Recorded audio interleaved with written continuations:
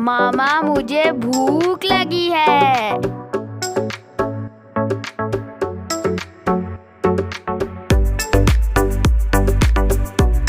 बिस्मिल्लाहिर्रहमानिर्रहीम। अस्सलाम वालेकुम। क्या हाल है व्यूअर्स? उम्मीद करती हूँ कि आप सब खैरियत से होंगे। तो यहाँ पे देखें, ये मेरे पास धनिया, पुदीना और यहाँ पे ये भूखे लहसुन की, तो हम बहुत ही मज़ेदार किस्म की चटनियाँ यहाँ पे बनाने लगे हैं। तो चलें आइए शुरू करते हैं चटनियाँ बनाने। सबसे पहले हम ग्राइंडर जार में ये लहसुन की भूखे चन लिए हैं, तकरीबन 8-10 भूखे लिए हैं, तो ये डालेंगे कट करके। अगर आपके पास लहसुन की भूखे नहीं है तो आप लहसुन भी डाल सकते हैं। और यहाँ पे ये एक गट्टी पुदीने की लिए, इसको भी अच्छी तरह मैंने साफ करके धो लिया था। और ये एक गट्टी ली है हरा धनिया की, तो इसको भी मैंने अच्छी तरह धो लिया है। तो इसको मैंने इस तरह काटा नहीं है, ये देखें ये लंबी लंबी है डंडियां। अब इसमें ये डालेंगे पुदीना, थोड़ा थोड़ा करके डालेंगे ताकि अच्छे से ग्राइंड हो जाए। और अब धनिया डालेंगे। मैं सोच रही थोड़ा सा कट ही कर लूं, मोटा मोटा ही बस काट रही हूं मैं। चलें, अब और नहीं डालना क्योंकि फिर ये ग्राइंड नहीं होगा अगर ज्यादा डाल दिया। और यहाँ पे ये देखें, ये अदरक का टुकड़ा मैंने इतना सा लिया है, तो ये भी कट करके डालेंगे। और तकरीबन 3 खाने के चम्मच ये नारदाना मैं डालूंगी। नारदाना डालने से ना बहुत अच्छा फ्लेवर आता है। थोड़ा सा इसमें हम पानी डालेंगे ताकि ये ग्राइंड अच्छे से हो। पानी डालने के बाद इसमें ये एक अदर छोटे साइज का मैंने टमाटर लिया, ये भी डालेंगे। और तकरीबन 8-10 मैंने हरी मिर्चें ली हैं, ये भी डालेंगे।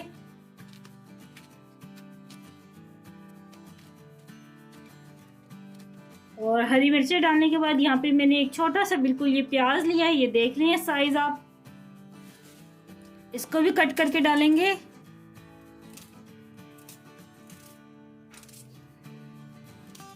बहुत ही मजेदार ये चटनी बनती है, रमजान में पकोड़ों के साथ इसका मजा दुबाला हो जाता है। तो चलिए अब इसे ग्राइंड करते हैं। बाकी जो हरा धनिया और पुदीना है वो उसे हम बाद में डालेंगे। और ये देखें, चटनी को मैंने थोड़ा सा ग्राइंड किया है, तो इसमें अब डालेंगे 1 चाय का चम्मच भर के भुना हुआ जीरा। नमक डालेंगे हस्बे ज़ायका, थोड़ा सा पुदीना डालेंगे और थोड़ा सा ये धनिया डालेंगे। और अब इसे अच्छे से हम ग्राइंड कर लेंगे।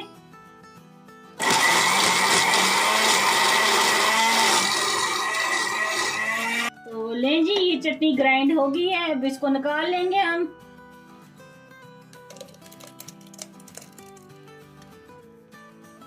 दोबारा से एक और चटनी बनाएंगे, तो जग मैंने वही वाला लिया है, इसको धोया नहीं है। तो इसमें डालेंगे ये लहसुन की भूखे, ये तकरीबन 15 से 20 अदद मैंने ली है। इसे काट लेंगे।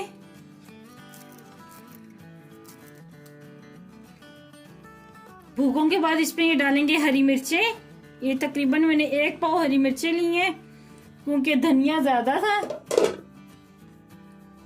यहाँ पे मैंने 2 अदद ये धनिया की गुटियां ली थी, तो इनको इस तरह धो के काट लिया मैंने।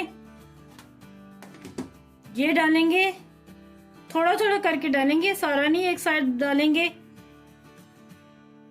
थोड़ा सा पानी डालेंगे, नमक डालेंगे हस्बे ज़ायका, और अब इसे ग्राइंड कर लेंगे। तो चले, अब ये थोड़ी सी चटनी ग्राइंड हुई है, तो बाकी ये धनिया डालेंगे। हरी मिर्चें जो बची हुई थी ये डालेंगे। तो चले, ये खाली धनिया की भी चटनी तैयार हो गई है। तो इसे हम जार में नहीं डालेंगे, इसे ये क्यूब में डालेंगे, ये जो बर्फ जिसमें जमाते हैं। इस तरह मैं सेट कर लूंगी। तो चलिए इसको मैं फ्रीज कर लेती हूँ, तो फिर मैं आपको दिखाऊंगी कि इसकी चटनी कैसे बनाएंगे। और अब बनाते हैं मीठी चटनी, और जो कि मैं इमली और आलू बुखारा दोनों की बनाती हूँ। कुछ लोग इमली की खाली बनाते हैं और कुछ लोग आलू बुखारे की खाली बनाते हैं, तो मैं दोनों की मिक्स बनाती हूँ। यहाँ पे ये देखें, ये 4 खाने के चम्मच है दोनों चीजें। इमली और आलू बुखारा, इसको हम इधर बाउल में डालेंगे और इसमें गर्म पानी डालेंगे। तकरीबन मैं 1.5 गिलास डाल रही हूँ गर्म पानी, और अच्छे से ये डिप हो जाए। और अब इसको कवर कर के रख देंगे तकरीबन आधे घंटे के लिए, फिर आधे घंटे बाद मैं दिखाती हूँ। तो चलें ये देखें, और ये देखें कितने अच्छे से ये नरम हो चुकी हैं, भीग चुकी हैं। तो अब इसे हम ग्राइंड कर लेंगे ताकि गूदा और ये जो गुठलियाँ हैं वो लैदा हो जाए। ग्राइंड करने से आसानी से लैदा हो जाती हैं। वैसे तो आप हाथ से भी निकाल लेते हैं, ये देखें, लेकिन हाथ से निकालने से इतना अच्छा वो टेक्सचर नहीं बनता मीठी चटनी का।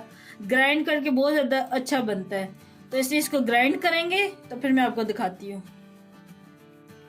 और ये देखिए मैंने ये ग्राइंड कर लिया है। तो अब इसको छान लेंगे। यहाँ पे हमने एक छलनी ली है और ये बाउल रखा है नीचे, और ये देखिए आराम से ये छाना जाएगा।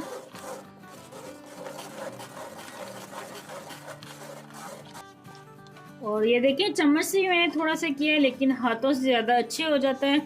और ये देखें गुठलियाँ बिल्कुल ये साफ हो चुकी हैं। तो ये देखें इमली और आलू बुखारे का ये पल्प मैंने निकाल लिया है। तो चलते हैं दूसरे स्टेप की तरफ। और यहाँ पे मैंने देखी चूल्हे पे एक बर्तन रख दिया है, तो इसमें ये इमली और आलू बुखारे का ये पल्प डालेंगे, और 1 कप यहाँ पे चीनी का ये डालेंगे। नमक डालेंगे 1/4 चाय का चम्मच। ये देखिए कुटी लाल मिर्च डालेंगे आधा चाय का चम्मच। भुना हुआ कुटा हुआ जीरा डालेंगे 1 चाय का चम्मच। और बस इसको पका लेंगे और थोड़ा सा इसको गाढ़ा करेंगे। तकरीबन आधा घंटा लगेगा ये चटनी बनने में। और आंच को हमने मीडियम रखना है, ना बहुत ज्यादा तेज ना बहुत ज्यादा स्लो। तो ले जी जनाब ये चटनी गाढ़ी हो गई है, और ये ठंडी होकर और गाढ़ी हो जाएगी। तो बस चूल्हा बंद कर दिया मैंने। तो मैं आपको निकाल के दिखाती हूँ। तो ले जी ये मीठी चटनी मैंने निकाल ली है, और ये एयर टाइट हम जार में रखेंगे। तो इसको भी साइड पे करते हैं। तो यहाँ पे जो मैंने चटनी बनाई थी, ये धनिया और हरी मिर्च और लहसुन की भूखे खाली डाली थी, तो इसको मैंने फ्रीज करके दिखाया था कि रख दूंगी। तो ये भी मैं आपको दिखाऊं कि इसकी चटनी हम कैसे बनाते होते हैं रमजान में, और ये बहुत ही मजे की लगती है चटनी। इसको साइड से उखाड़ लेंगे इस तरह। तो ये देखिए ये क्यूब निकल आया। तो ये दूसरा भी हम निकाल लेंगे क्यूब, ये देखें। तो इस क्यूब को हम क्या करेंगे, यहाँ पे आपको बताने के लिए मैंने ये दही ली है थोड़ी सी, जिस तरह हम रमजान में चटनी बनाते हैं। तो साथ ये मैंने मायोनीज लिया है, क्योंकि ये मायोनीज और दही की चटनी हम लाजमी बनाते होते हैं। तो ये 1 क्यूब में मायोनीज में डाल दूंगी और 1 क्यूब ये दही में डाल दूंगी, और इसको इसी तरह बस ये हल कर देना है और इसको पड़े रहने देना है तकरीबन 5-10 मिनट के लिए, खुद ही मेल्ट हो जाएगा। अगर दही और मायोनीज में हम ये नहीं क्यूब डालेंगे ना, वैसे रखेंगे तो ये पड़ा पड़ा काला हो जाता है, फिर चटनी का रंग वो खूबसूरत सा नहीं आता, ग्रीन सा। तो इस तरह किसी चीज में हम डिप करके रखेंगे मायोनीज में, दही में, तो ये बहुत प्यारा रंग आएगा, इसका रंग बिल्कुल भी नहीं चेंज होगा। तो ये देखें ये थोड़ी देर बाद ये मेल्ट होती है, तो फिर मैं आपको दिखाती हूँ। तो ले जी जनाब ये मेल्ट होने लगी थी, तो मैंने कहा चलो इसको मिक्स करते जाते हैं साथ के साथ। और मायोनीज में नमक डालने की जरूरत नहीं होती, क्योंकि मायोनीज में होता है नमक। तो दही में अगर अपने नमक की आपको जरूरत है तो दही में डाल लें, और ये दही की चटनी को मिक्स कर लेंगे, ये देखें। तो लें जी जनाब ये 4 किस्म की चटनियां मैंने तैयार कर दी हैं, जो कि रमजान में बहुत ही मजे की लगती हैं। पकौड़ों का और समोसों का मजा दुबाला हो जाता है इन चटनियों के साथ। और ये जो मैंने अनारदाने की बनाई थी चटनी, ये भी खोल के दिखाती हूँ, ये देखें। ये 4 किस्म की चटनियां तैयार हैं। रमजान में पकौड़ों समोसों के साथ, फ्राइज के साथ इसको एंजॉय करें। और ये दोनों चटनियां तो भल्लों के साथ भी खाई जाती हैं, चाट के साथ भी खाई जाती हैं। और मिलते हैं फिर बहुत ही मजेदार सी एक नई रेसिपी के साथ। तो मुझे दुआ में याद रखना। अल्लाह आपका हमें नासिर हो। अल्लाह हाफिज।